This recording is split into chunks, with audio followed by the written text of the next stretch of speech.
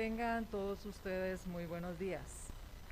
Un día como hoy, en 1948, la Asamblea General de las Naciones Unidas adoptó la Declaración Universal de Derechos Humanos, dando inicio a una tradición invaluable para documentar y proclamar los derechos que corresponden a toda persona como ser humano, independientemente de grupo étnico, color, religión, género, idioma, ideologías, orígenes o cualquier otra condición, excepcionalidad o diferencia. 73 años después, avanzamos en los alcances de esa concepción, reconociendo que los derechos humanos no se construyen en el vacío.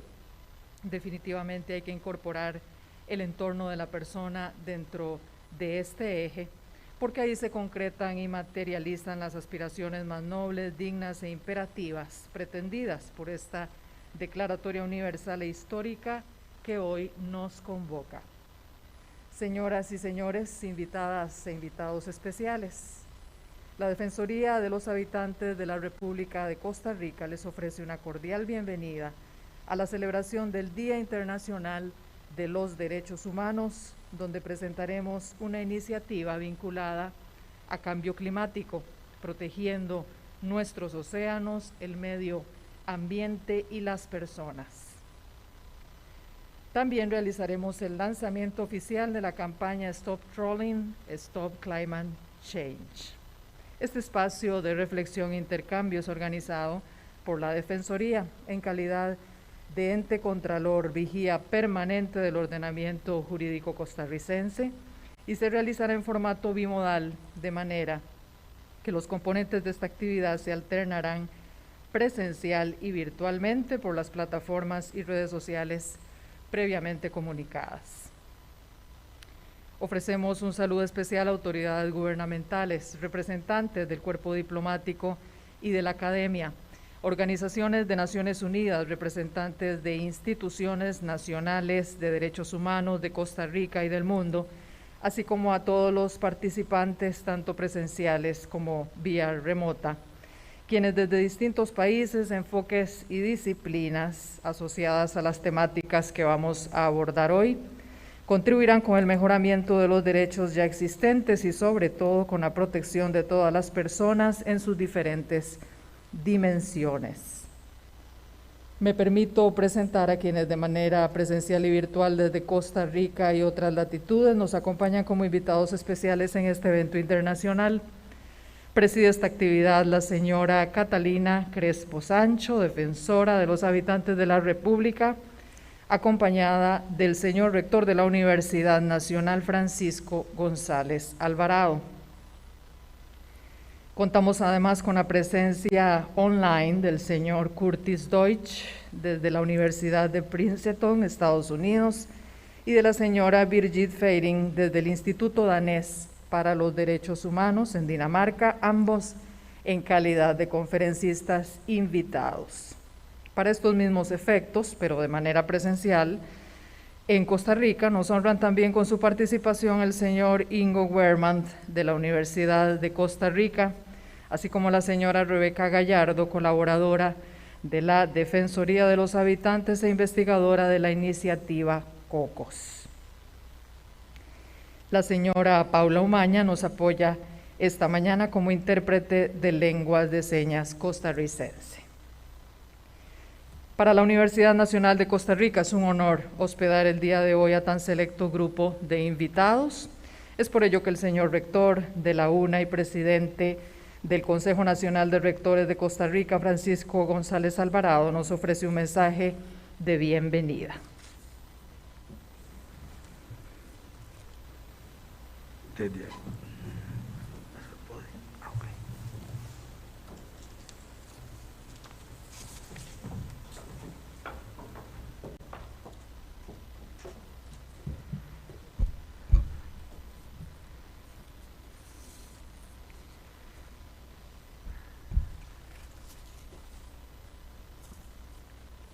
Muy buenos días, tengan todas y todos los presentes, en especial a la señora Catalina Crespo Sancho, defensora de los habitantes de la República, así como a los señores y señoras, en este caso Curtis Deutsch, Bridget Feirin, Ingo Bergman y Rebeca Gallardo, conferencistas invitados de esta mañana. Por supuesto que también reciban los buenos días autoridades gubernamentales, representantes del cuerpo diplomático y de la academia, organizaciones de Naciones Unidas, representantes de instituciones nacionales de derechos humanos de Costa Rica y del mundo, estimados participantes, todas y todos. Para la Universidad Nacional es motivo de orgullo y de regocijo el tener la posibilidad de, en coordinación con la Defensoría de los Habitantes, organizar esta actividad. Nos engalana el que podamos contribuir una vez más, no solo con la infraestructura universitaria, sino con el apoyo en diferentes ámbitos para posicionar y poner en tema de discusión un tema de tal relevancia para nuestro país y el planeta. Al cumplirse 73 años de la aprobación por parte de un grupo importante de estados de la Declaración Universal de Derechos Humanos, es importante reflexionar sobre la trascendencia de este acto y su eficiencia en la reivindicación y defensa de los derechos de las personas y su vinculación, como ha sido el motivo de este encuentro, con el cambio climático, entendido como uno de los mayores problemas y retos que enfrenta el planeta.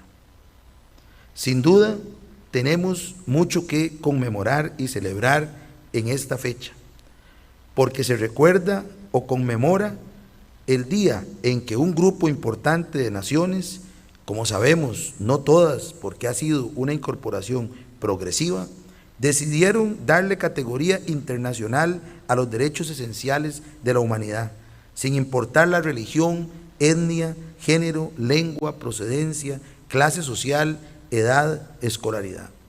Fue un punto de llegada porque se venía de sufrir de la barbarie de la Segunda Guerra Mundial y la humanidad no quería que esos conflictos se repitieran.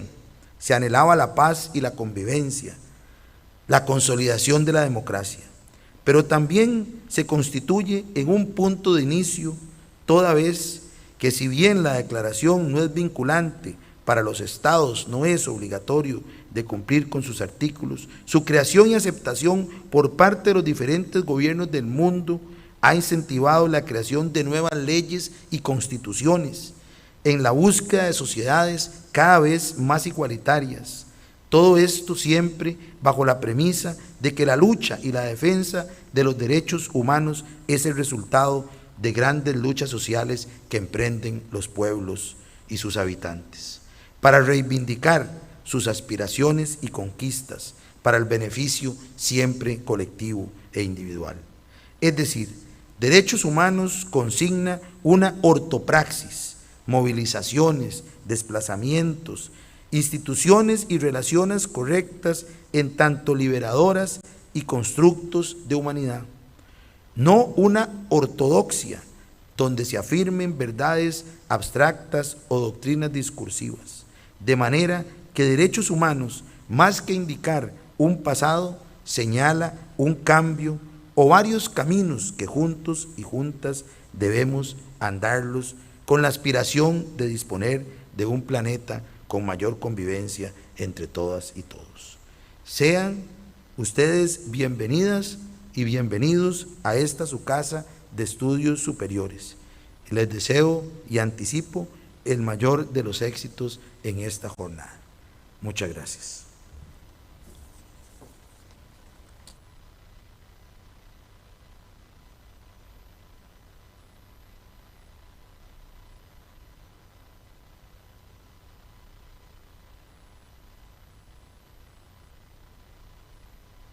Agradecemos al señor rector de la Universidad Nacional. Le ofrezco la palabra a la señora defensora de los habitantes, presidenta del Consejo Centroamericano de Procuradores y Procuradoras de Derechos Humanos y anfitriona de este evento, la señora Catalina Crespo Sancho.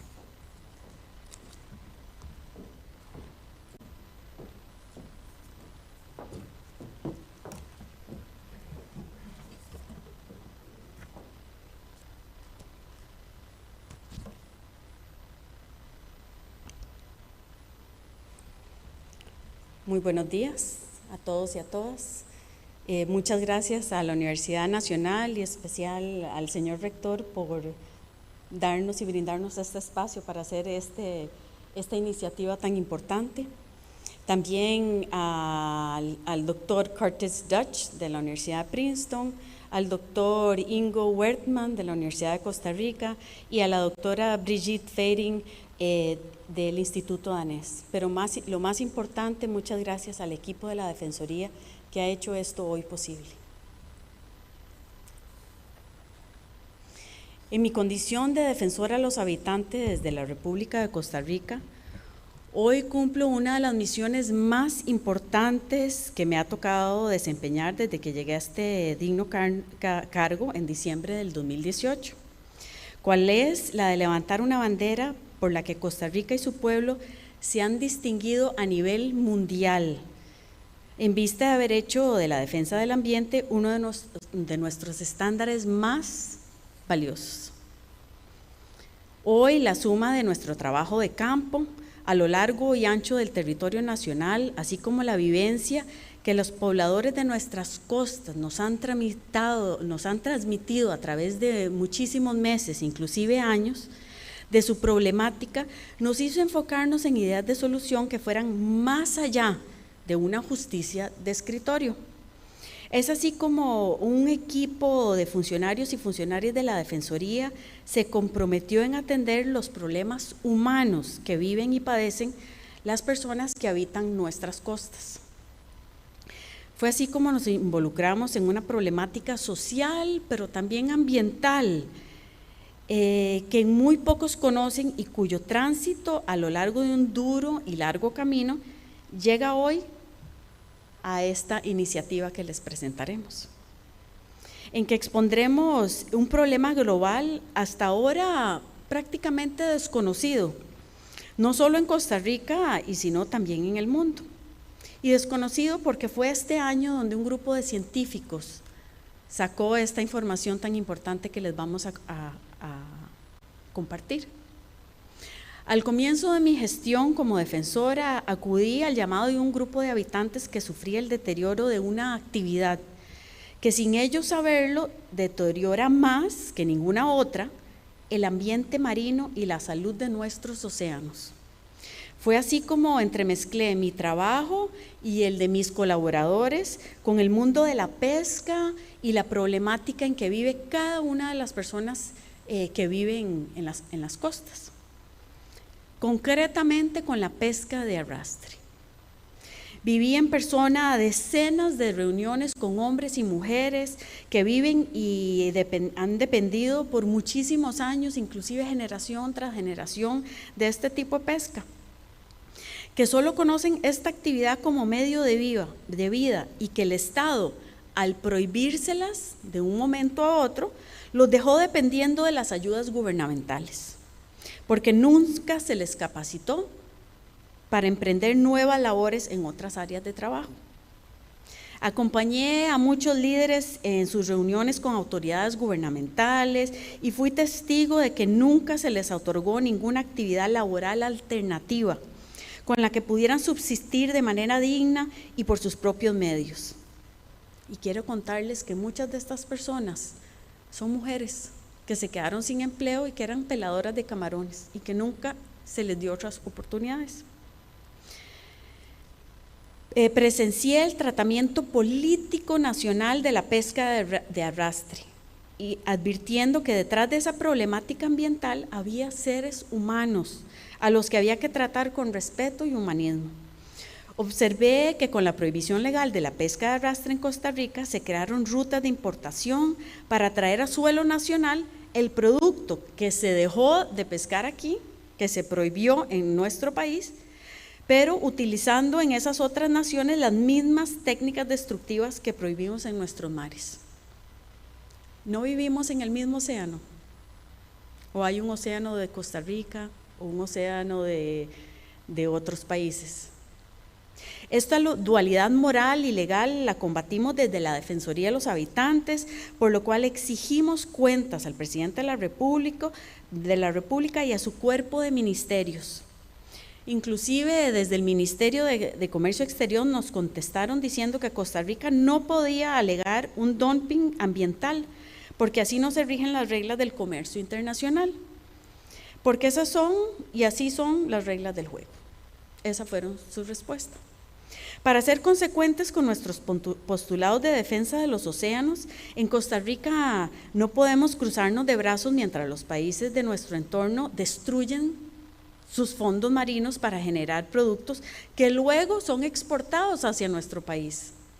Ese doble discurso. Por eso internacionalizamos nuestros esfuerzos para contener la expansión de la pesca de arrastre y sus efectos negativos en la calidad y salud de nuestros mares. En este proceso encontramos en el camino a un grupo de científicos, alrededor de 28 científicos, que a nivel mundial hicieron un descubrimiento inédito, desconocido hasta este momento o poco conocido hasta este momento por muchas personas a nivel mundial. Y es la relación entre los fondos marinos o entre la pesca de arrastre de fondo y su papel como reservorios, los fondos marinos del CO2. Esta síntesis de saberes nos llevó a elaborar la iniciativa COCOS que hoy estamos presentando, la cual versa sobre la relación existente en la absorción que por cientos de años han hecho los fondos marinos de importantes cantidades de CO2 y su proceso de liberación a través de la pesca de arrastre de fondo, la cual provoca emisiones que contribuyen a acelerar el cambio climático a nivel mundial. Este descubrimiento y su exposición de este grupo de científicos y pedagógicos es lo que hoy nos convoca aquí. Por ello debo agradecer primero a la Universidad Nacional de Costa Rica el apoyo para poder exponer esta iniciativa con el cambio climático desde esta casa de estudios. Agradezco también el apoyo del Instituto Danés de Derechos Humanos para que esta iniciativa pudiera ser una realidad. A la Universidad de Princeton y la Universidad de Costa Rica a través de sus dos expositores que tendremos a continuación, que también merecen nuestro mayor agradecimiento. Y en mi condición de defensora debo reconocer a decenas de funcionarios institucionales que han brindado su aporte para este proceso, y en especial a la Dirección de Admisibilidad y la Dirección de Calidad de Vida de nuestra dirección, de nuestra institución. Merece el más alto reconocimiento al equipo de trabajo que bajo su liderazgo configuró esta iniciativa. Me refiero a 2 personas de la Defensoría de los Habitantes que han hecho esto realidad con un gran trabajo. Al señor Pablo Fernández y a la señora Rebeca Gallardo, ambos funcionarios de la Defensoría. Nuestra institución acredita a través de esta iniciativa la defensa y promoción de los derechos humanos y nuestro categórico compromiso de trabajo en contra del cambio climático. Muchísimas gracias.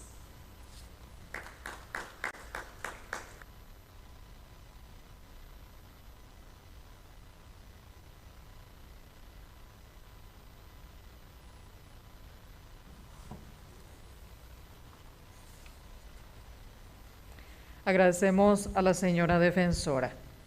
Damos paso de inmediato a nuestro primer tema de fondo, cambio climático y océanos, a cargo del conferencista invitado, doctor Curtis Dodge, quien nos acompaña virtualmente desde Estados Unidos. Él es profesor de la Universidad de Princeton, New Jersey.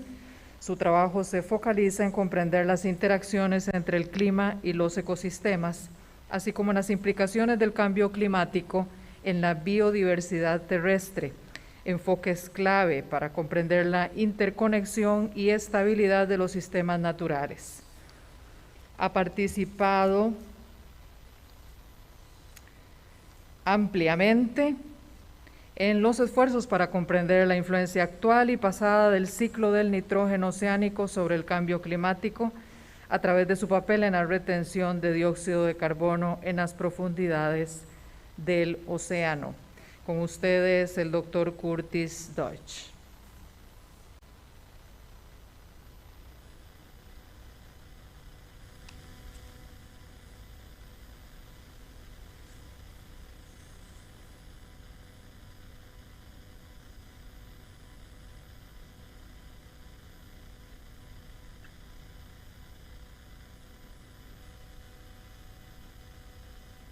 Can you hear me now?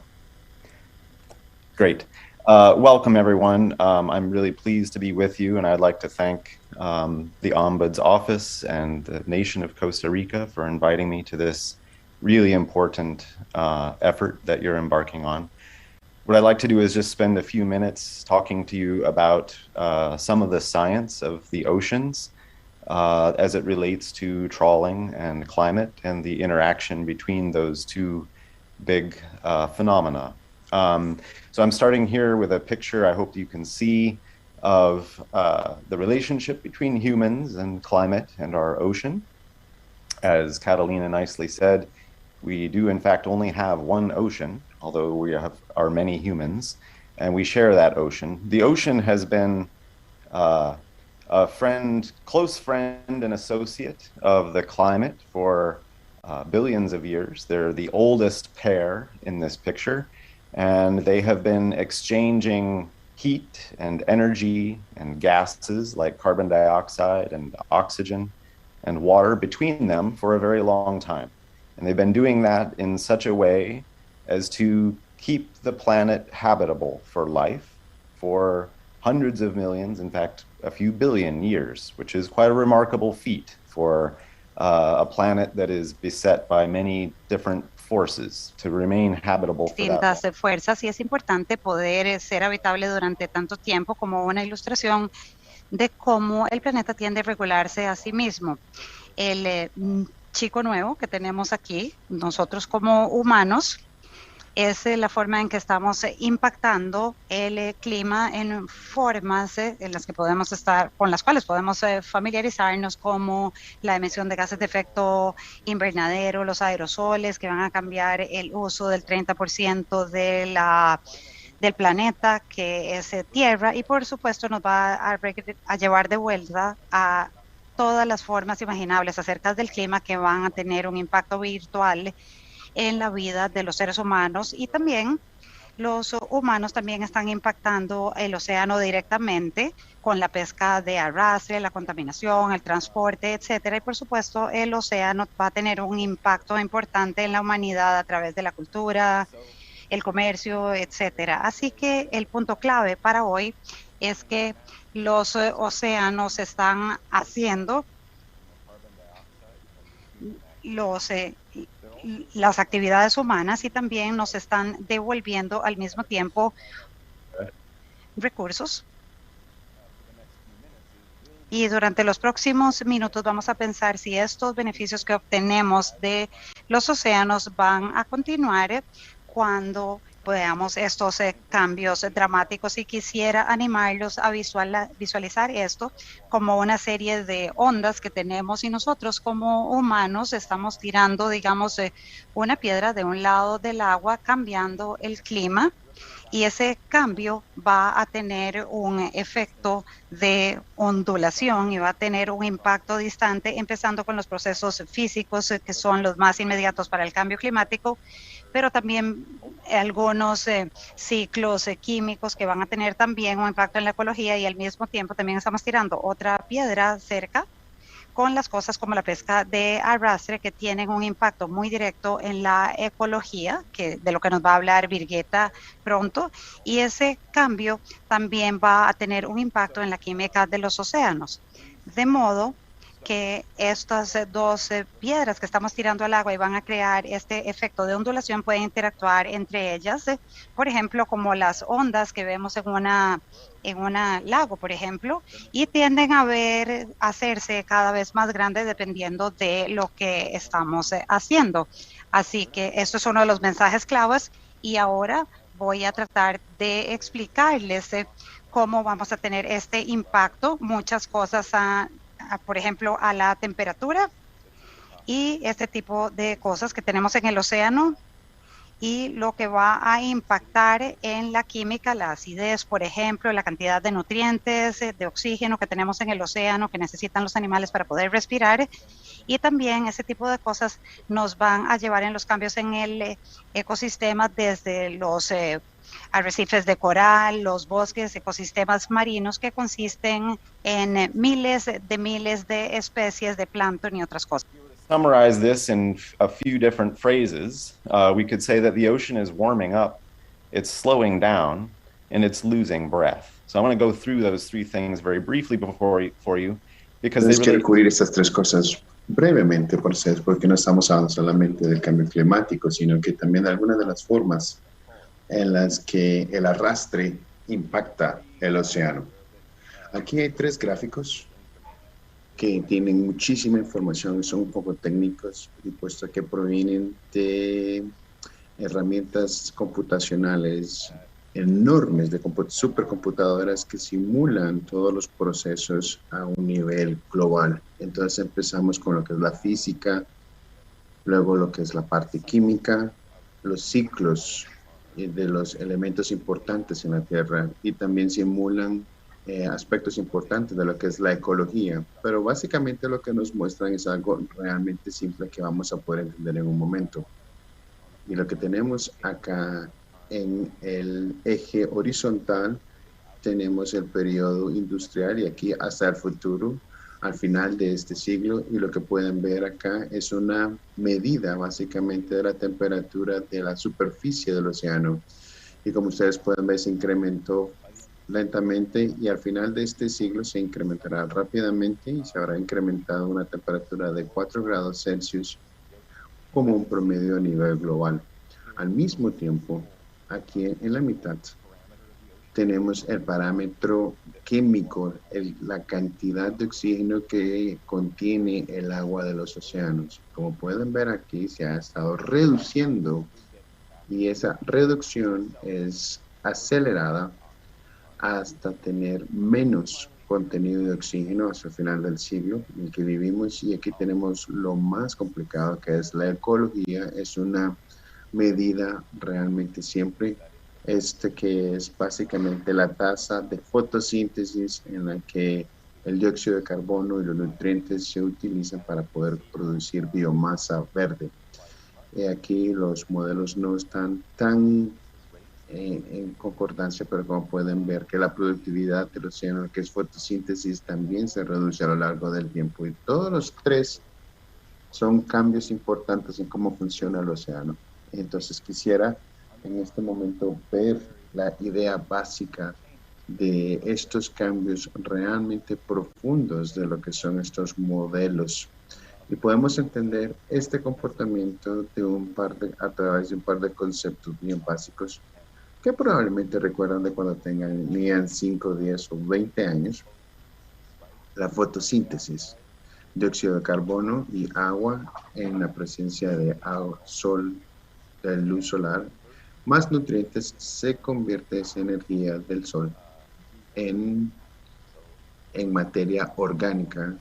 Carbono, azúcares y todas las demás plantas son materia orgánica, más, y eso es bastante importante, oxígeno.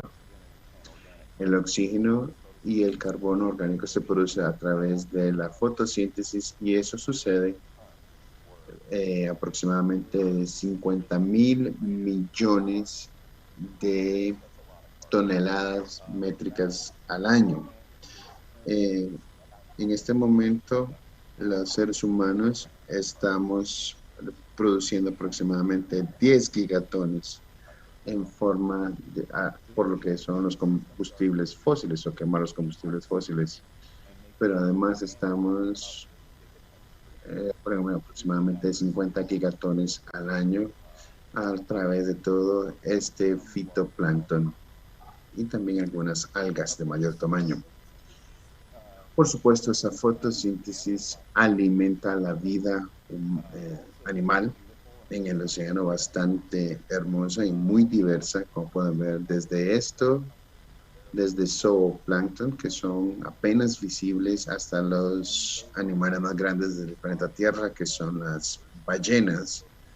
Y entonces esto es el proceso reverso de la fotosíntesis, donde hay oxígeno para poder liberar el CO2 de vuelta al agua del océano, y esto es aproximadamente 80% del carbono que se da a través de la fotosíntesis. Y eso es interesante, y es casi un bucle cerrado, pero no está completamente cerrado, como pueden ver ustedes, porque 50 es mayor que 40. ¿Qué sucede entonces con el diferencial de 10 gigatones de carbón que se producen al año? Bueno, se hunden, abandonan la superficie del océano, las células muertas, y se hunden al fondo del océano, y ahí es donde viene a alimentar la biosfera de las profundidades del océano.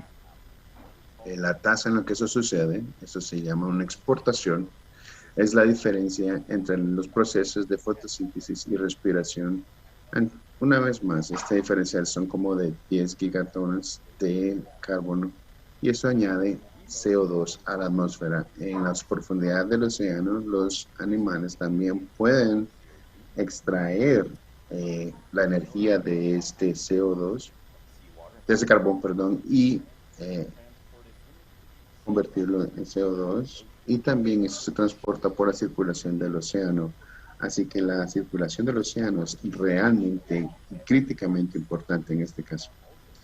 Y eso no puede, de hecho, esas corrientes son las que vuelven esta materia de vuelta a la superficie. Así que aquí tenemos, por supuesto, el gran ciclo de la vida en el océano, y todo esto sucede de manera relativamente estable en un clima que está relativamente estable. Lo que nosotros estamos haciendo es que estamos añadiendo calor al clima, y entonces estamos añadiendo CO2 provenientes de los combustibles fósiles, y eso hace que el ecosistema, los servicios provistos por el océano, cuando se calienta un fluido en la superficie, es más difícil para que esta agua superficial descienda a las capas más densas de la profundidad del océano. Y es más difícil también elevar un líquido más denso de la profundidad del océano de vuelta a la superficie. Y por lo tanto cuesta mucho más que estos nutrientes que provienen de la profundidad del océano vuelvan a la superficie. Y si ese transporte se ralentiza, entonces esta fotosíntesis por lo general entonces se reduce y se vuelve más lenta. Si esto se ralentiza también aproximadamente entre un 10 y un 20% de lo que hemos visto anteriormente, pero por supuesto esa fotosíntesis si se ralentiza, entonces todo lo que es la materia orgánica que baja a las profundidades del océano también se reduce, y también se reduce lo que son nutrientes que vuelven a la superficie. Y eso quiere decir que hay menos oxígeno en la profundidad del océano y menos carbono para poder alimentar lo que es la biosfera de la profundidad oceánica. Y todo eso además pierde oxígeno. Entonces el oxígeno que necesitan estos animales que en las profundidades del océano no tienen lo suficiente. Entonces este calentamiento, esta ralentización, esta pérdida de oxígeno carbonizan todo este sistema. La Tierra ha estado en un proceso parecido a este anteriormente, tal vez un poco más dramático en un pasado muy distante. El clima no ha estado siempre estable, y hemos habido periodos donde se ha calentado, donde se ha enfriado un poco el clima, pero sabemos, a través de la investigación hemos podido entender los procesos en los que la Tierra viene a compensar estos ciclos. Y esos procesos son los que están a cabo de, también a través, por ejemplo, de los volcanes, y lo que podemos ver en los registros de los fósiles es que cuando sucede en un periodo muy extremo, hubo una gran muerte. 2/3 de la diversidad oceánica, biodiversidad oceánica, se perdieron. Si este calentamiento y esta ralentización y la pérdida de oxígeno continúa, puede resultar entonces una reducción dramática de la biodiversidad marina.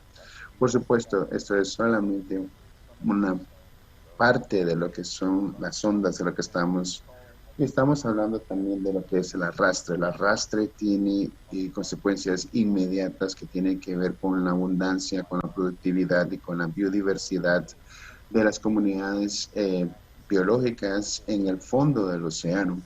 Y también tenemos lo que son los ciclos del carbón y los nutrientes y el oxígeno. Y eso viene a impactar. El arrastre es muy local, pero lleva a impactos globales. So we can start from the same point of view. Entonces podemos empezar desde el mismo punto de vista para poder crear la materia orgánica, y esa materia orgánica se utiliza a través del oxígeno, y esto pasa a la profundidad del océano. Lo que yo he certificado anteriormente, que me gustaría volver a presentar acá, es que no todos se respira dentro del agua. Hay una porción que se queda en el sedimento, y eso acumula a lo largo de millones de años una reserva muy grande de carbono en la profundidad del océano. Entonces, ¿qué hacemos con el arrastre? Una vez más, si usted, perdón, aquí se me perdió el cursor. Si uno entierra carbono en el fondo del océano, ese no regresa a la superficie del océano, y eso le permite entonces a la superficie oceánica absorber CO2 de la atmósfera. Pero lo que hacemos con el arrastre es que impedimos que se entierre ese carbono, y entonces el oxígeno no puede llegar a estos sedimentos. Pero si uno arrastra y empieza a remover el fondo oceánico, entonces este carbono se vuelve a reincorporar a las corrientes marinas y proviene del sedimento. En vez de depositar el carbono en el fondo oceánico, entonces estamos liberando carbono del fondo oceánico, y ese carbono se mantiene en forma de moléculas orgánicas y azúcares que van a reaccionar con oxígeno a través del proceso de respiración para poder producir CO2. Pero en ese proceso, si es lo suficientemente acelerado, si la respiración es más rápida, entonces estamos eliminando el oxígeno en la profundidad del océano cada vez más, y estamos incrementando la cantidad de CO2 en el fondo oceánico. Y el CO2 y el agua con sal o sal se resiste a que el océano pueda absorber más de CO2 desde la atmósfera. Entonces, desde un punto de vista global, todo este problema del arrastre puede tener un impacto realmente muy grande más allá de donde se lleva a cabo el arrastre. En ese momento puede reducir la cantidad de oxígeno en las profundidades oceánicas, incrementar la presencia de CO2 en las profundidades oceánicas, y cuando esas aguas del fondo del océano regresan a la superficie a través de las corrientes marinas, satura de CO2 el agua a la superficie, y eso impide la absorción de CO2 atmosférico por parte del agua oceánica. Eso es lo que quería mostrar en este caso. Hay mucha incertidumbre en este caso en qué tan grandes son estos números. Hay estudios que se están llevando a cabo en este momento para tratar de encontrar un estimado, un aproximado de cuáles son los volúmenes en los que estamos trabajando esto. Pero estamos hablando de aproximadamente más o menos un pentagrama de carbono. Ahora voy a terminar entonces diciendo esto. Hemos visto dos cosas completamente diferentes. Entonces el clima, lo que es una piedra que cae en el océano, por decirlo así, para usar esta metáfora, y reproduce todas estas ondas, incrementa el oxígeno de CO2 y reduciendo la presencia de O2 o de oxígeno en el agua. Pero también hay otra piedra que tiramos acá, que es el arrastre, y que tiene un impacto inmediato en la ecología, en la química del océano, y que también incrementa la presencia de CO2 en el agua de las profundidades del océano, y que en su momento también llegará a la superficie oceánica a través de las corrientes marinas. Esos dos cambios, de hecho, suman el uno con el otro. Ambas, entre estas dos ondas, de hecho se produce una onda más grande, son sinérgicas. Por supuesto, eso quiere decir que los impactos son más grandes juntos que por separado. En este caso, ambas ondas vienen a amplificar el impacto. Ahora, estamos acá en la universidad tratando de educar a las personas, muchos de ustedes en diferentes lugares alrededor del mundo trabajando con políticas y ambos estamos tratando de cambiar el comportamiento humano, tratando de crear concientización al respecto y en última instancia las culturas que viene a tener como percusión los elementos culturales de cada uno de los asentamientos humanos. Y por esto podemos ver básicamente cómo la Tierra se ha estado calentando y sufre todos los ecosistemas por esto. Estamos acá entonces y nada más quisiera concluir agradeciéndoles de parte de los océanos, que es realmente crítico, me gustaría decirles, que sepan lo que estamos haciendo, es importante para muchísimas generaciones a futuro. Si tienen alguna pregunta, tal vez un poco más a detalle, sé que es información técnica, está a su disposición. Muchas gracias. Tengan un excelente día.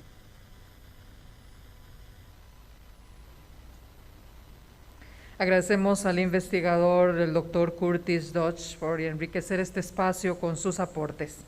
Damos paso a nuestra siguiente conferencia magistral, ahora a cargo de la conferencista Birgit Feiring del cuerpo directivo del Instituto Danés para los Derechos Humanos, donde lidera varios proyectos para garantizar que la Agenda 2030 y los Objetivos de Desarrollo Sostenible se alcancen en coherencia con los derechos humanos, materia en la que cuenta con más de 3 décadas de experiencia. Su conferencia se titula Cambios climáticos, pesca, acuicultura y los derechos humanos. Con ustedes, Birgit Feiring. Muchísimas gracias. Voy a tratar de ligar todo lo que hemos escuchado del doctor Curtis al ámbito en que yo trabajo, que son los derechos humanos. Pero antes de nada quiero agradecer a la Defensoría y la Defensora de los Habitantes de Costa Rica por la invitación de participar. Es verdaderamente un gusto estar con ustedes hoy día y tratar temas que son de importancia fundamental para los derechos humanos, pero que muchas veces no estamos discutiendo en el ámbito de los derechos humanos.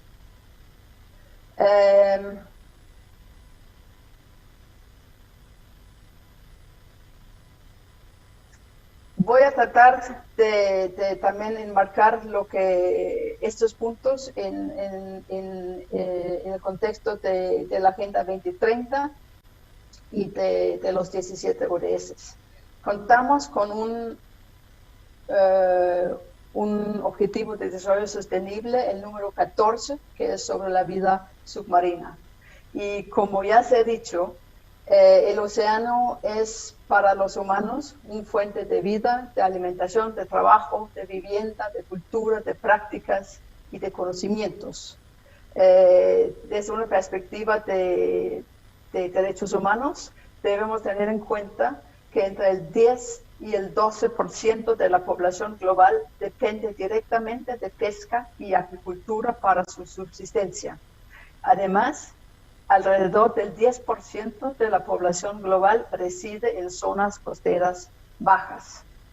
No voy a enfocar mucho en los desafíos porque ya hemos escuchado una gran parte, pero la comercialización de recursos, la pesca ilegal no declarada y no reglamentada, el impacto de otros sectores en el océano, la contaminación y el cambio climático, todo afecta el goce de los humanos, de los servicios que ofrecen el océano para nosotros.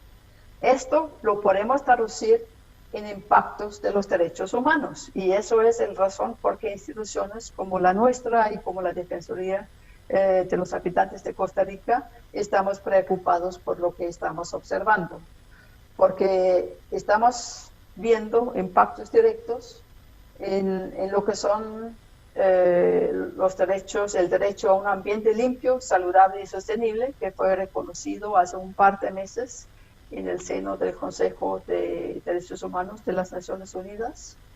Vemos impactos fundamentales en los derechos laborales. Es como si lo que está pasando en el mar no se observa muy detenidamente desde la tierra. Entonces vemos impactos en cuanto a trabajo infantil, trabajo forzoso, discriminación, condiciones laborales muy peligrosas, etc. Impactos en cuanto al derecho a un nivel de vida adecuada, y es todo lo que tiene que ver con alimentación, trabajo, vivienda, seguridad social, etc. Y finalmente vemos impactos muy graves en los pueblos indígenas y las comunidades locales.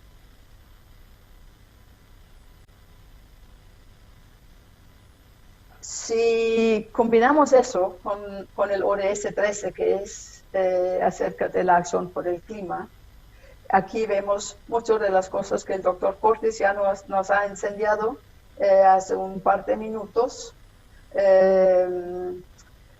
Y a eso hay que agregar algunos impactos como el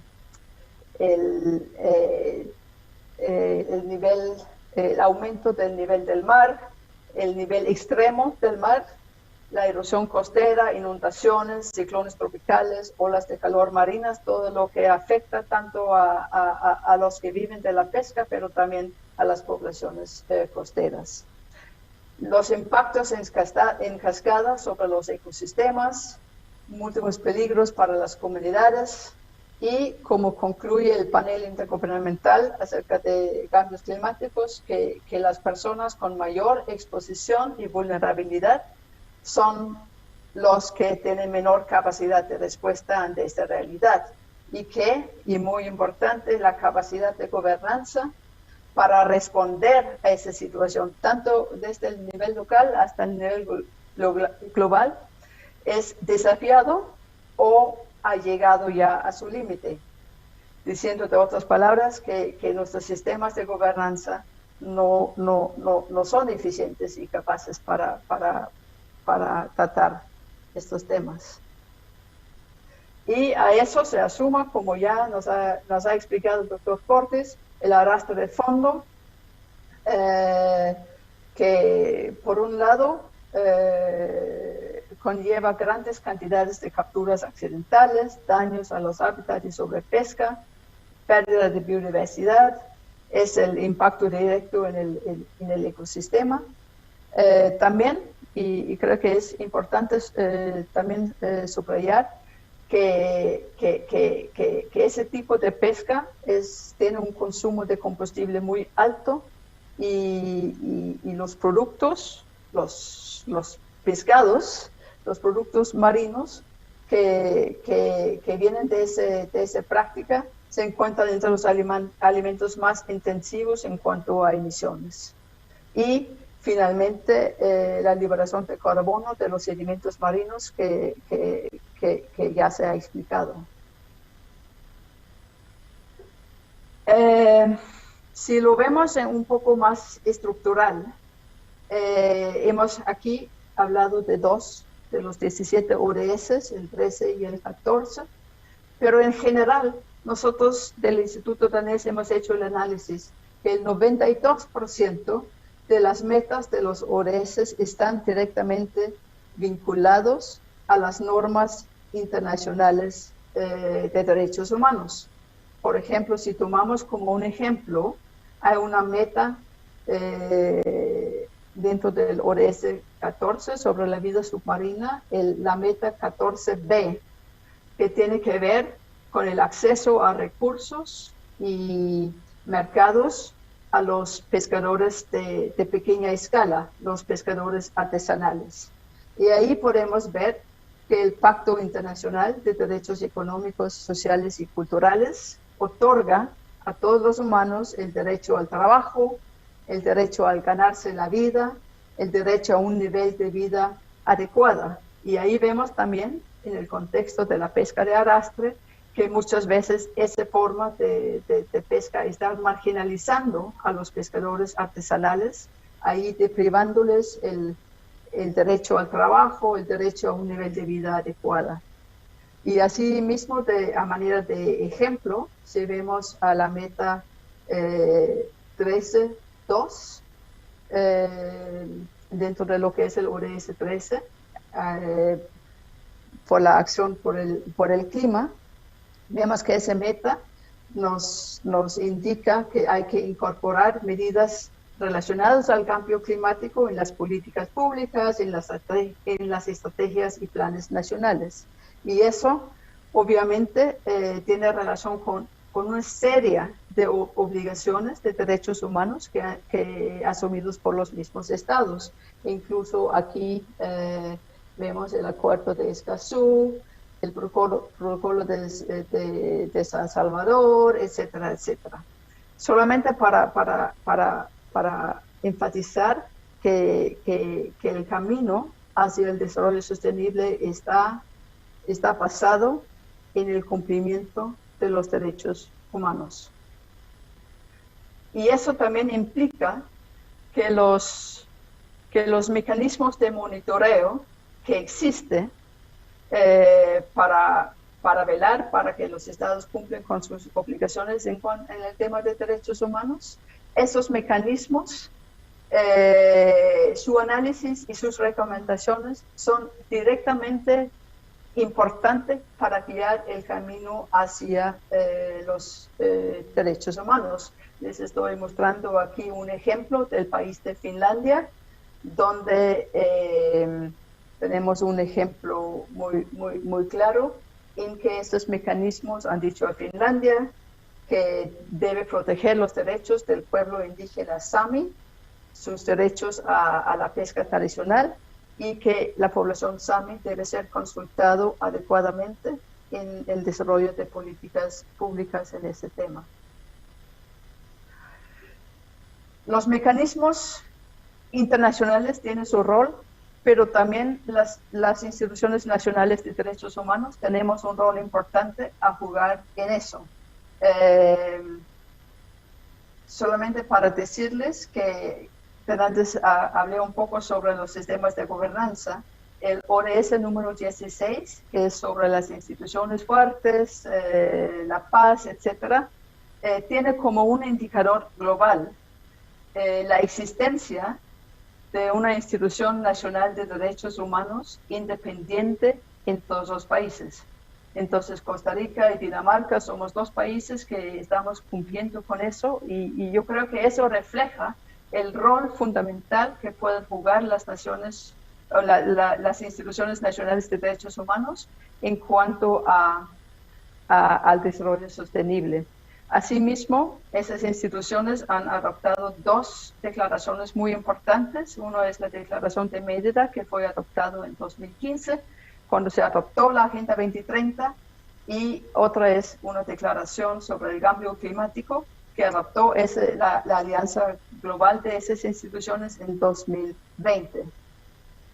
Y en resumen, se trata de usar el mandato que tenemos nosotros de monitorear y asesorar a los gobiernos en materia de derechos humanos, usar ese mandato para también contribuir a lo que es el desarrollo sostenible, desde la asesoría a los gobiernos, la promoción de diálogo, la formación de indicadores, las investigaciones, recursos, medidas para reparación, etcétera, etcétera. Entonces no voy a detallar todos estos puntos, pero solamente para decirles que hay una disponibilidad muy grande y un compromiso por parte de las instituciones nacionales de derechos humanos de usar el mandato para contribuir al desarrollo sostenible. Y solamente a manera de ejemplo, voy a indicarles que el Instituto Danés, conjuntamente con la Institución Nacional de Derechos Humanos de Chile, acabamos de realizar una investigación muy amplia sobre el impacto en los derechos humanos de la industria salmonera, que ha indicado impactos en varios ámbitos. Y ese estudio ya está publicado y ustedes lo pueden leer si les interesa. Y este estudio ha detectado impactos en muchos ámbitos de los derechos humanos, impactos socioambientales que conlleva impactos o que lleva a impactos muy importantes en los derechos humanos, incluso el derecho a vivir en un ambiente sano y saludable. Eso era lo que yo quería compartir con ustedes hoy en día. Les agradezco mucho la atención. He puesto en la pantalla los enlaces para algunos de los recursos que he indicado en la presentación. Uno es el explorador de datos de los ODS Derechos Humanos, donde pueden explorar todas las recomendaciones que han surgido de los mecanismos internacionales de los derechos humanos por país, por grupo afectado y ligado a las respectivas metas de los ODS. Otra es una guía de los derechos humanos a los ODS que les indica cuáles son los vínculos entre las metas de desarrollo sostenible y los instrumentos de derechos humanos. Y si tienen otras preguntas o comentarios o quieren intercambiar sobre esos temas, les invito a contactarme por el correo electrónico indicado. Muchas gracias por la atención y les deseo un buen día en Costa Rica.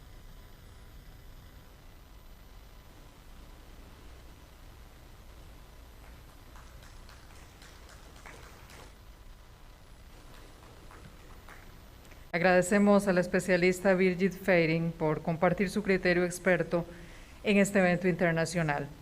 Según ha expresado el Consejo de Derechos Humanos en la resolución 4121 del 12 de julio del 2019 sobre el tema de los derechos humanos y el cambio climático, la frecuencia e intensidad de los desastres naturales sigue en aumento, tanto de aquellos repentinos como los de más lenta evolución, fenómenos que claramente tienen efectos adversos para el pleno disfrute de todos los derechos humanos. Destaca además la urgencia de seguir combatiendo el cambio climático, cuyo impacto es aún mayor para los países en desarrollo y para las personas en situación de vulnerabilidad. Para el desarrollo de los siguientes temas, incorporamos a la mesa principal a 3 conferencistas. Se trata del doctor Ingo Wertmann y la investigadora Rebeca Gallardo de la Defensoría de los Habitantes.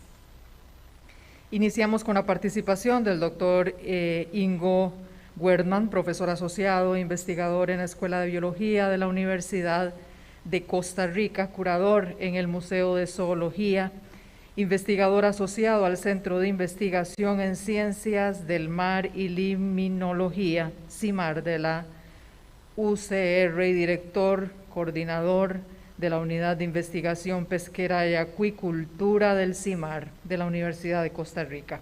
Su conferencia se titula Pesca de arrastre en Costa Rica.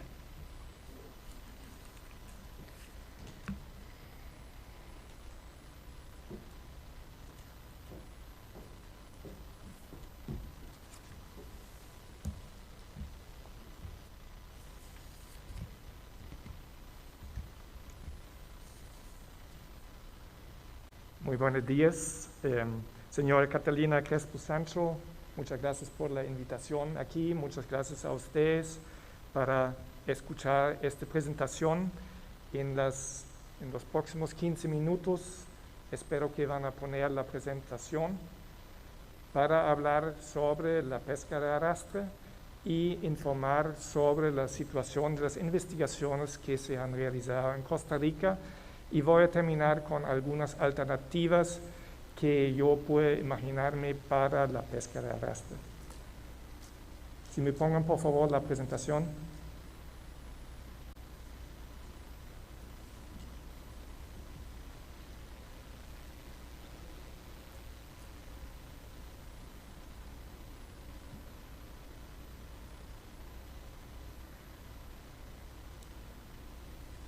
Perfecto. Voy a empezar en explicar un poquito en qué consiste la pesca de arrastre.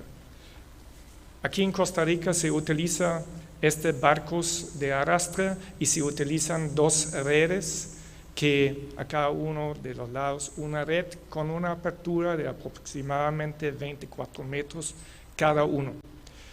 Definitivamente a nivel mundial la pesca de arrastre no es selectivo, simplemente captura cualquier organismo que se encuentra frente de la red y por lo tanto también es importante que la red tenga un constante contacto con el lecho marino. ¿Cuáles son los problemas principales asociados con la pesca de arrastre? Tal vez lo más reconocido es el problema de la fauna acompañante. ¿Qué es la fauna acompañante? Son todos los organismos que entran en la red, pero no son especies objetivo. Quiere decir, si la pesca está dirigida a camarones, no son camarones, son otros individuos. Ustedes pueden en el siguiente slide ver una imagen que yo tomé en un arrastre, que es un arrastre para camarones y yo le doy un premio si encuentra un camarón, no hay ningún camarón. El otro problema asociado a esto es directamente la situación en Costa Rica, que típicamente la fauna acompañante se bota, se descarta, está muerto. Lo que llega al barco quiere decir que esto que ustedes ven aquí o en el siguiente slide, otro ejemplo de un arrastre importante. Otro slide, por favor.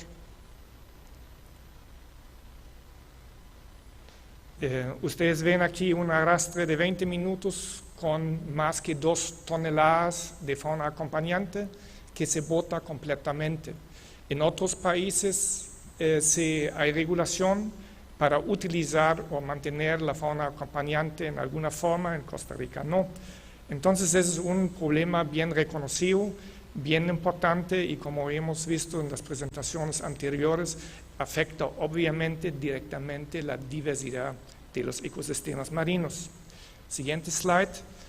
El segundo problema es el capitán busca que la red tenga siempre un contacto directo con el lecho marino. Este equipo de arrastre es sumamente pesado, solamente las puertas pueden pesar fácilmente 1 tonelada y obviamente dan una cierta destrucción en el lecho marino. La pregunta es cuánto dura el ecosistema para recuperarse. El siguiente slide, por favor. Entonces, los estudios internacionales más o menos recientes indican que la recuperación de un área arrastrada dura entre 1.9 y 6.4 años, de acuerdo a este estudio mundial, que no son datos de Costa Rica, porque en Costa Rica no hay información sobre esta duración. Siguiente slide. Aquí ustedes ven un barco en Estados Unidos, pero podría ser también en Costa Rica, a la izquierda el punto blanco, y atrás todo el sedimento que levanta la red de arrastre. Siguiente slide, por favor. Como Curtis explicó con mucho detalle, tenemos 2 problemas relacionados con eso. Primero, es una resuspensión de contaminantes que están en los sedimentos.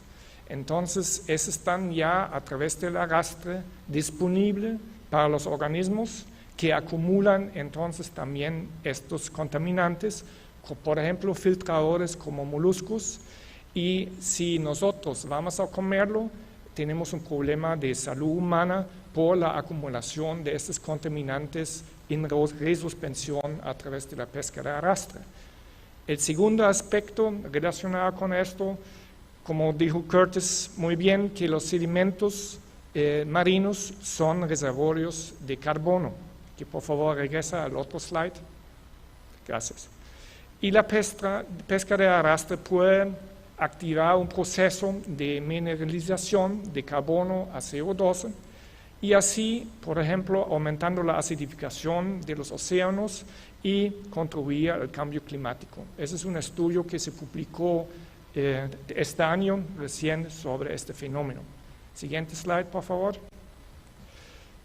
¿Cuál es la situación de pesca de arrastre en Costa Rica? En los años 50 empezó la pesca de arrastre semi-industrial con 6 barcos. En los años 80 fue el pico, la época de oro para eso, con alrededor de 70 barcos. Y importante que en el año 2013 la Sala Cuarta prohibió al Instituto Costarricense de Acuacultura, de Pesca, Acuacultura e Incopesca, renovar y dar nuevas licencias de pesca a arrastre. Siguiente slide. También es importante ver la situación de los recursos pesqueros en Costa Rica, de acuerdo a un estudio reciente que se publicó. Ustedes ven aquí la gran mayoría de los recursos pesqueros marinos en Costa Rica está clasificada como colapsado o sobreexplotado. Solamente un 15% de los recursos tienen la categoría sostenible o en recuperación. Y el siguiente slide demuestra la situación de pesca de arrastre de camarón en el Pacífico de Centroamérica, incluyendo obviamente Costa Rica, y ustedes ven la tendencia muy clara que a partir de los años 1960 hay una reducción continua de la captura de camarón y también de las especies incidentales relacionadas con esto. Siguiente slide. ¿Cuáles investigaciones se han realizado últimamente en los últimos años sobre este tema? Nosotros en el CIMAR tuvimos un proyecto PPP, que es Public-Private Partnership, donde participó en Costa Rica, aparte del CIMAR, el sector pesquero y también Incopesca, la agencia gubernamental sobre la pesca. La idea de este proyecto fue tener información sobre la biología reproductiva del camarón nylon y camarón fidel, que son 2 especies comerciales aquí, tener tendencias sobre las capturas y un análisis de la faca, que es la fauna acompañante. Siguiente slide. Siguiente slide. Nosotros, tomando estos datos, publicamos junto con colegas de Chile un trabajo comparando la pesca de estas 2 especies, o mejor dicho, este camarón camello, que es Heterocarpus vicarius, junto con una especie amela de Chile, que es el mismo género, es el mismo tamaño, el mismo hábitat, la misma profundidad, para ver cómo es la situación, en este caso, de la fauna acompañante, entre los años 2004 y 2009. Y ustedes ven que la situación es completamente diferente en los 2 países. Abajo ustedes tienen con la línea verde la tendencia de la fauna acompañante en la pesca de Heterocarpus en Chile, de 50, empezando 50% en 2004, llegando a 30% en 2009. La situación en Costa Rica, arriba en rojo, es mucho más preocupante. En 2004 hubo un porcentaje de fauna acompañante con 85% y aumentó a mucho más que 90%, a veces a 100%. Siguiente slide. Aquí tenemos la situación, cuántos kilos por hora de arrastre se consiguen en los 2 países para estas especies. A la izquierda tenemos Costa Rica y ustedes ven a la izquierda en gris claro, el camarón son aproximadamente 50 kilos por hora, pero al mismo tiempo tenemos 600 kilos de faca para tener 50 kilos de camarón. A la derecha la situación de Chile totalmente diferente. Ahí tenemos por hora 550 kilos aproximadamente por hora y solamente 350 kilos de la fauna acompañante. Y siguiente slide. Este quiere decir, en Costa Rica, por 1 kilo de camarón, estamos pescando 5.7 kilos de la fauna acompañante. En Chile, la situación es igual. por 1 kilo de camarón es más o menos 1 kilo de fauna acompañante. Siguiente slide. Este quiere decir que la pesca de camarones en Costa Rica es mucho menos rentable comparado con Chile y además considerablemente más sucio con respecto de porcentaje de la fauna acompañante que la pesca en Chile. Siguiente. También se debe mencionar un estudio que se realizó entre octubre y diciembre de 2018 del INCOPESCA, del Instituto Costarricense de Pesca y Acuacultura. El objetivo fue evaluar prácticamente el impacto de modificaciones técnicas en la red en el porcentaje de la fauna acompañante en la pesca de camarones de Pinky y Fidel. Y para resumir a grosso modo este informe, el resultado principal fue que la red de experimento 1 disminuyó cerca 65% de la faca y aumentó la captura de Pinky y Fidel. Esto suena muy positivo, sin embargo, hubo serias críticas con respecto a este informe. Primero, este informe nunca fue revisado por expertos internacionales en la temática y casi como consecuencia se encontraron posteriormente errores graves y debilidades en el diseño, en el análisis y también en los resultados obtenidos. Y otro aspecto importante con respecto a este informe es el hecho que los 3 meses no es suficiente para tener algo realmente sólido sobre la situación de la pesca en el Pacífico, mucho menos considerando que el estudio se llevó a cabo solamente en un lugar, en la entrada del Golfo de Nicoya. Por lo tanto, nosotros no vemos eso como un estudio representativo para la pesca en Costa Rica. ¿Cuáles son los retos de sostenibilidad de la pesca de arrastre en Costa Rica? Ya hablamos de la fauna de acompañante, 80% en capturas de aguas someras y 99% en aguas profundas. Otro aspecto importante es el hecho que 73% de las especies de la fauna de acompañante de camarón son también capturados por la pesca artesanal. Aquí hay un traslape importante entre pesca artesanal y pesca semi-industrial. Tercer punto, empleos. De acuerdo a la literatura, hay 13.859 pescadores artesanales versus 500 empleos directos de la pesca semi-industrial de arrastre. Y quiero terminar estos retos con el hecho que la pesca de camarón representa en Costa Rica apenas unos 4% del valor total desempacado de la pesca en el Pacífico. Y la pesca del camarón se lleva a cabo principalmente en el Pacífico. ¿Cuáles son alternativas? Una alternativa es la utilización de nazas o trampas, donde una estructura que es de metálica, de plástica, como sea, con una carnada. Y el siguiente slide, por favor. ¿Cuáles son las cosas importantes relacionadas con esto? Siguiente. Ya, gracias. Esa es una pesca totalmente selectiva. Selectivo en el sentido que el camarón entra porque quiere entrar, no es capturado porque está frente a la red. El producto es de mejor calidad porque no está aplastada en una red por horas de arrastre y por lo tanto hay mercados japoneses, por ejemplo, que pagan un mejor precio a esto. De hecho, la utilización de nazas y trampas es una técnica ya conocida hace mucho tiempo en muchos lugares y también, muy importante, se puede utilizar esta técnica en áreas donde no se puede utilizar la pesca de arrastre, por ejemplo, por la presencia de rocas, troncos, algo así. Siguiente slide, por favor. Otra alternativa es la maricultura. La maricultura es el cultivo de especies marinas. En Costa Rica, para dejar también muy claro, 80% del camarón es cultivado y 20% es de arrastre.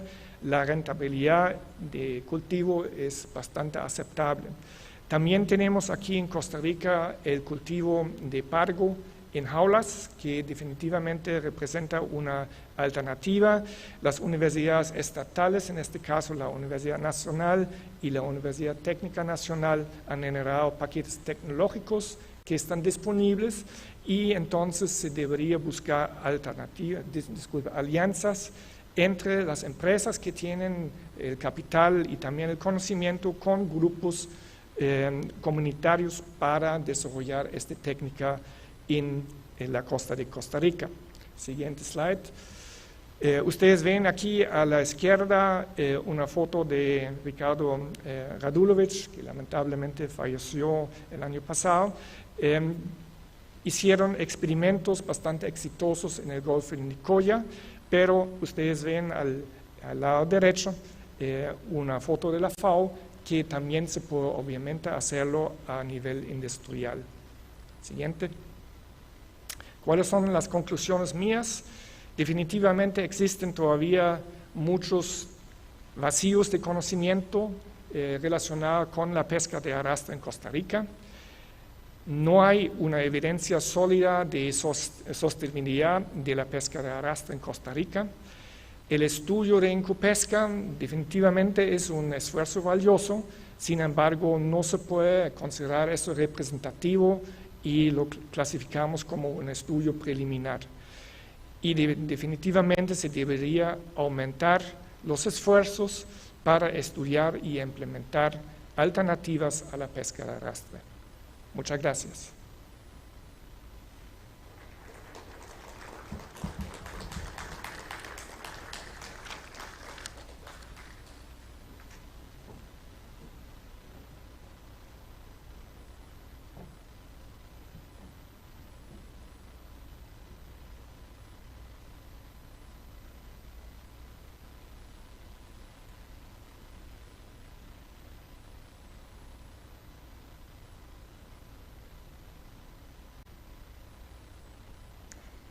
Muchísimas gracias al doctor Wertman.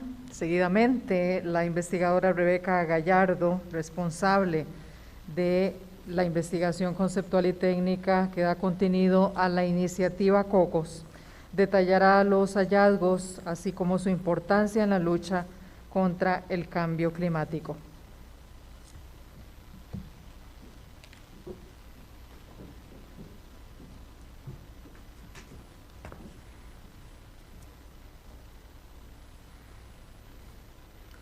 Muy buenos días.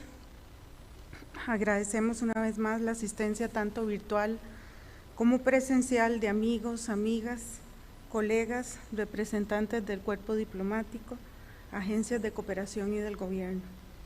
Es para nosotros un honor compartir el resultado de un proceso de investigación novedoso que le permitirá a esta instancia defensora alzar la voz y sumar a más instituciones de derechos humanos a favor de la vida del planeta.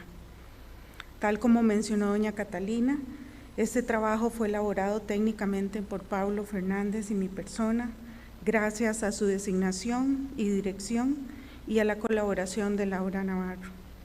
Hasta ahora ha sido ampliamente expuesto por las personas expertas que me anteceden al uso de esta palabra, que ante el panorama actual resulta cada vez más urgente contar con medidas jurídicas, políticas y económicas que propicien la reversibilidad de los daños ocasionados al ambiente y a las personas en mayor riesgo.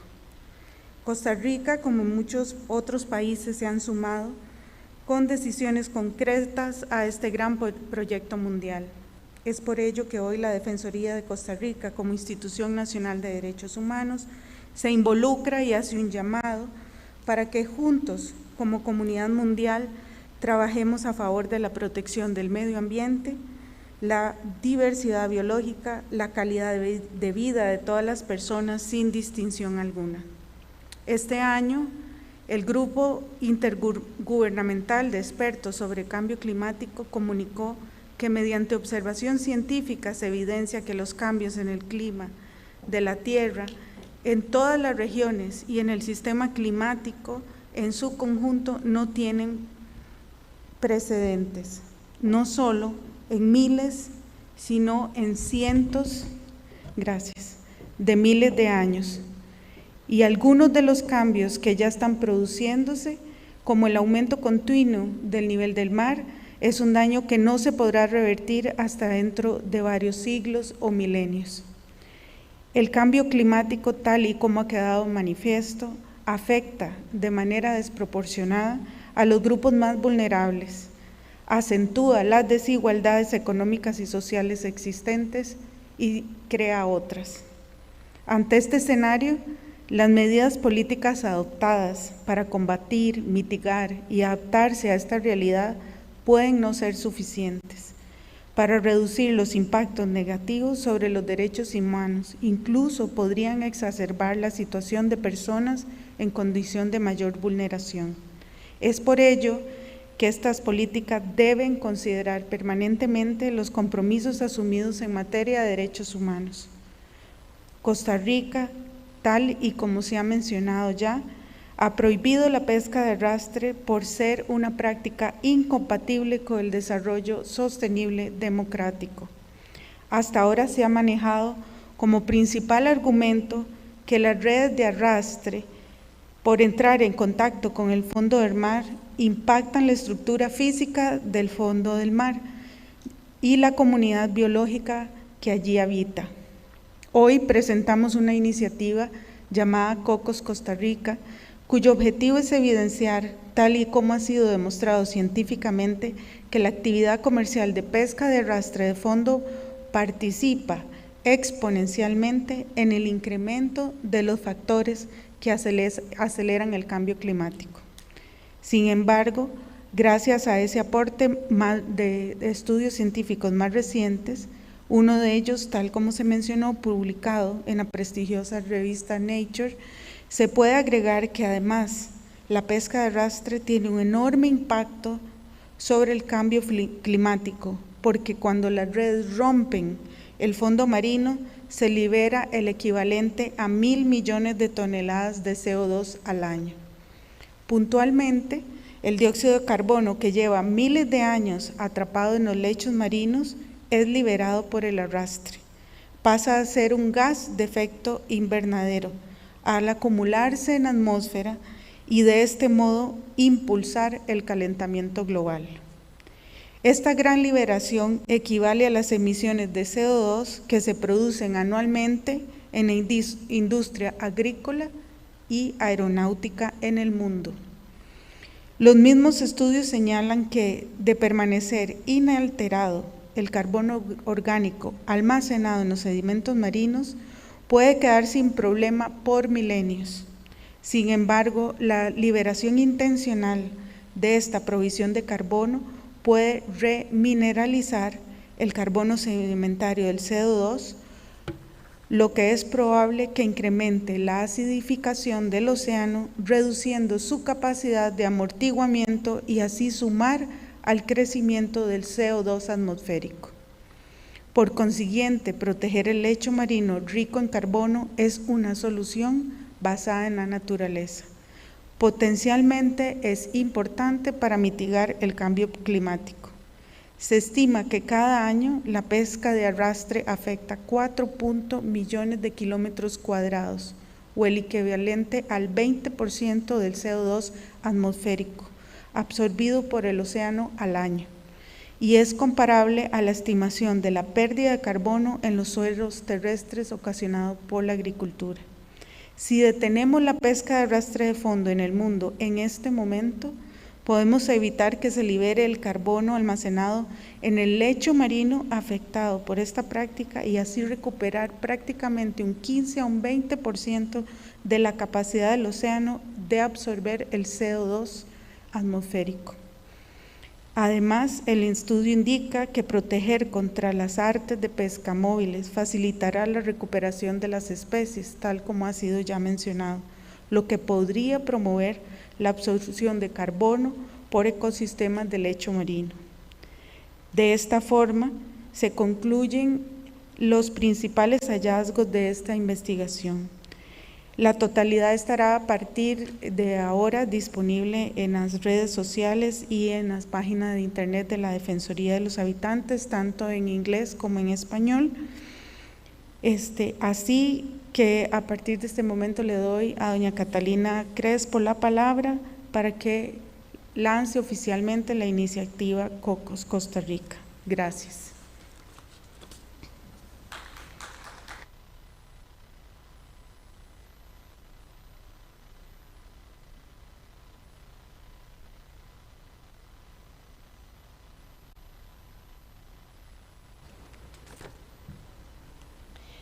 Hoy la Institución Nacional de Derechos Humanos de Costa Rica propone la iniciativa COCOS, por la cual hace un llamado a todas las instituciones nacionales del mundo para que, basado en los ODS, especialmente 3 de ellos, el ODS 13, Acción por el Clima, el ODS 14, la vida submarina, y el ODS 8, el trabajo decente y crecimiento económico, para que nos unamos como instituciones nacionales de derechos humanos para proclamar la urgencia de que se prohíba la pesca de arrastre de fondo, que libera el CO2 almacenado en el fondo marino y por ende contribuye al incremento de la crisis climática y a la vulneración de los derechos humanos, poniendo en riesgo la sostenibilidad de la vida en la Tierra. Pero más allá del ODS 13 y 14 y el tema de cambio climático, exhortamos a los gobiernos a tomar en cuenta el ODS 8 y asegurarse que las personas que han laborado en esta práctica de pesca puedan tener la capacitación necesaria y las oportunidades laborales para mantener una vida y un empleo digno. Hoy la Defensoría de Costa Rica hace un llamado a nuestros homólogos, que hay más de 118 instituciones nacionales de derechos humanos alrededor del mundo, para que exhortemos a nuestros gobiernos para que se diseñen políticas públicas, iniciativas y estrategias para prohibir la pesca de arrastre de fondo sin olvidar a las personas directamente ligadas a esta actividad. Muchas gracias.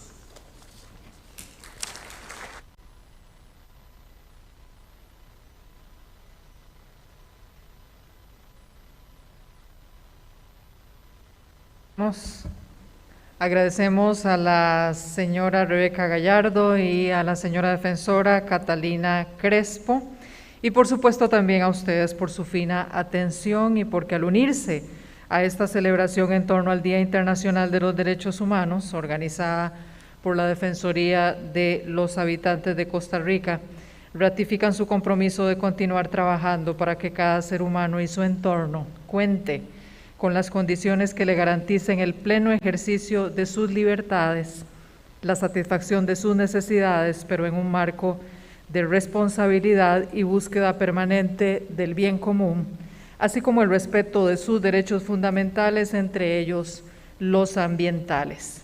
Por ello les invitamos con vehemencia a sumarse a la iniciativa que acabamos de presentar públicamente, firmando la proclama que se encuentra habilitada en distintas redes sociales a partir de este momento.